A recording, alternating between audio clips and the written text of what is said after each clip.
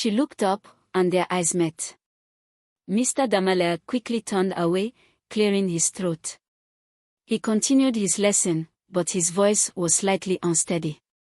The other students didn't seem to notice, but Mira, sitting a few rows behind, did. Myra's fingers tightened around her pen. Something about the way Mr. Damale looked at Linda made her uneasy. It wasn't just admiration, it was something else.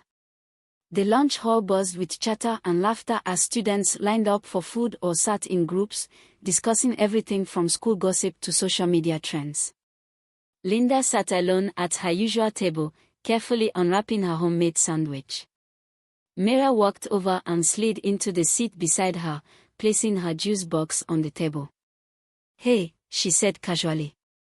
Linda glanced up and gave a small smile. "Hey?" For a moment, they ate in silence. Then Mira leaned in slightly, lowering her voice. "So, did you notice how Mr. Damale was looking at you today?" Linda stiffened. "I'd rather not talk about that." Mira smirked. "Come on, Linda. Don't act like you don't see it. That man is obsessed with you."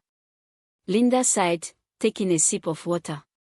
"He's just being inappropriate. I'll handle it." Mira studied her for a moment, then smiled slyly. "Or, you could use it to your advantage." Linda frowned. "What do you mean?" Mira leaned closer, her voice dropping even lower. "Think about it. You're already the smartest girl in school, but imagine how much easier things could be if you had the teachers wrapped around your finger.